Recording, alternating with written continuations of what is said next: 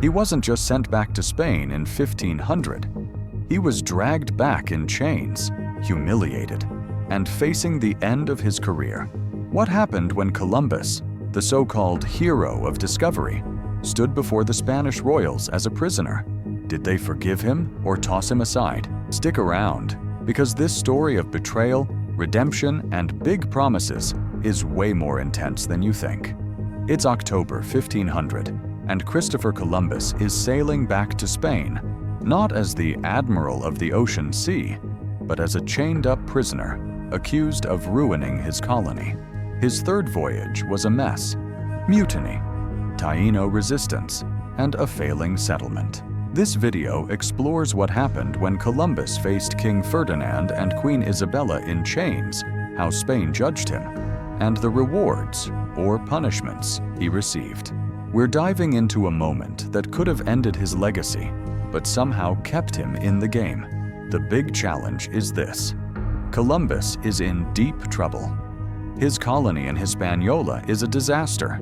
His men have turned against him, and the men he sent to investigate him, Francisco de Bobadilla, has locked him up.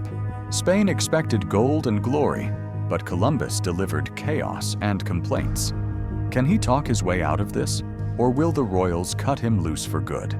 Let's break it down and see how he faced the music. Let's set the stage. Columbus's third voyage, starting in 1498, was supposed to fix the problems from his second trip. He explored South America, huge news, but his colony in Hispaniola fell apart. Settlers rebelled under Francisco Roldan. The Taino fought back against his harsh tribute system, and diseases like smallpox were wiping out the locals. By August 1500, Bobadilla, sent by Spain to investigate the situation, arrived in Santo Domingo, witnessed the chaos, and arrested Columbus and his brothers, Diego and Bartholomew. He accused them of mismanaging the colony, mistreating settlers, and abusing the Taino. Now, Columbus is on a ship back to Spain, in chains, facing an uncertain fate. The journey home is brutal. Columbus is sick, probably arthritis or an infection, and humiliated. He's locked below deck on the ship La Goleta, his wrists and ankles shackled. He writes a desperate letter to the royals, claiming he's been betrayed by jealous settlers and that Bobadilla's out to get him. He begs for a chance to explain, saying he's still loyal and can deliver the riches he promised. His brothers are with him, also in chains, and the crew's quiet, unsure if their admiral is done for. They land in Cadiz, Spain, in late October 1500, and word spreads fast. Columbus, the guy who found a new world, is back as a prisoner. When Columbus arrives, the mood's grim. Unlike his first return in 1493, with parades and gold, or even his second in 1496, with some fanfare, this time there's no welcome party. People in Cadiz whisper as he's led off the ship, still in chains, looking worn out, and older than his 49 years. He's taken to a nearby town, waiting for the royals to summon him. The Spanish court is in Granada now, and Ferdinand and Isabella are getting reports from Bobadilla, letters saying Columbus is a terrible governor, cruel to settlers, and responsible for the Taino's suffering. Let's talk about Bobadilla's accusations. He sent a detailed report, backed by testimonies from settlers and even some of Columbus's men. They say Columbus was too harsh, flogging settlers for minor crimes, hanging rebels, and forcing Taino to pay gold they didn't have. They claim he hoarded resources, favored his brothers, and let the colony starve while chasing his Asia dream. Bobadilla also sent Taino captives and some gold, but it's not much. Way less than Spain expected after funding 17 ships last time. The court's buzzing with these stories, and Columbus's reputation is on the line. Columbus gets his chance to face the royals in December 1500. He's brought to Granada, and the chains are off by now. Ferdinand and Isabella ordered them removed as soon as he landed, probably to avoid bad optics. Columbus walks into the Alhambra, the royal palace, looking like a broken man. He's not wearing his fancy admiral's coat. Some say he's dressed humbly, maybe still in monk-like robes to play up his faith. He kneels before the king and queen, tears in his eyes, ready to plead his case. This is his shot to save himself. Columbus's pitch is emotional. He admits the colony's struggles, but blames everyone else: rebellious settlers, disloyal nobles, and Bobadilla's power grab. He claims to have discovered new lands, such as the South American coast, and insists that there's still gold to be found. He leans hard on his religious mission, telling Isabella he's spreading Christianity, just as she wanted. He reminds them of his first voyage's success, new islands, new people, and says he's the only one who can make this new world pay off. It's a desperate plea, but Columbus is a showman, and he knows how to pull heartstrings.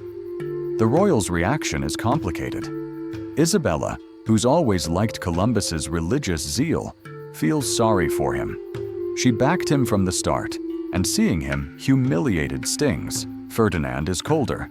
He's focused on gold and Spain's rivalry with Portugal. They're both annoyed about the colony's chaos, mainly since Bobadilla's reports paint Columbus as a tyrant. But they also know Columbus is their guy, the one who kicked off this whole New World thing.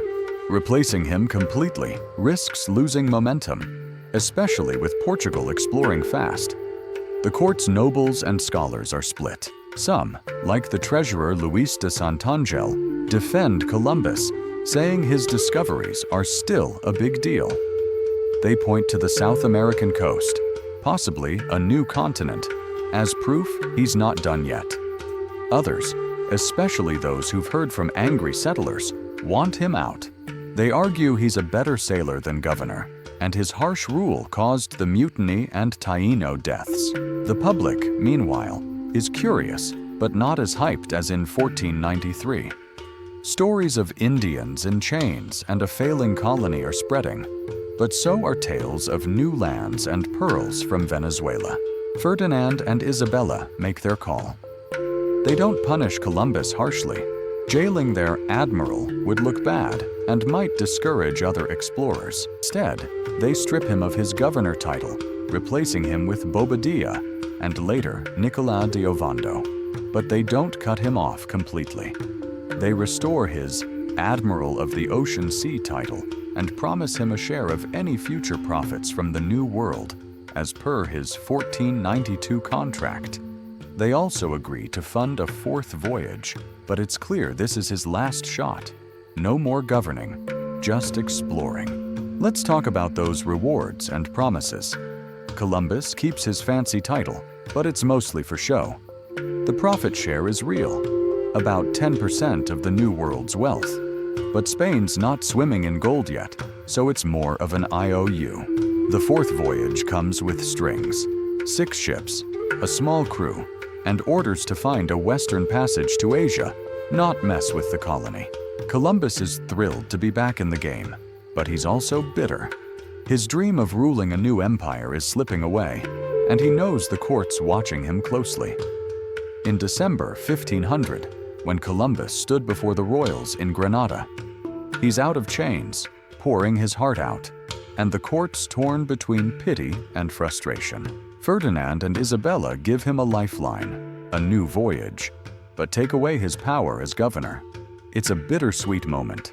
Columbus saves his career, but loses his grip on the lands he found. The Taino captives he brought back, and the stories of rebellion linger in everyone's minds, hinting at the darker side of his discovery. So, what happened when Columbus faced the royals in chains? He went from prisoner to a pardoned explorer, but not without scars. Spain judged him harshly for the colony's mess, but couldn't let go of his vision. They gave him titles, promises, and one last chance. But the trust was fading. The big question is, what happened on that final voyage? That's where his story takes one last wild turn. Columbus's return in chains was a low point, but it showed his knack for surviving. He turned humiliation into a second chance, keeping his dream alive, at least for now. Want to know how his final voyage played out? Check out the following video. Thanks for watching. And don't forget to like, subscribe, and share my video with others.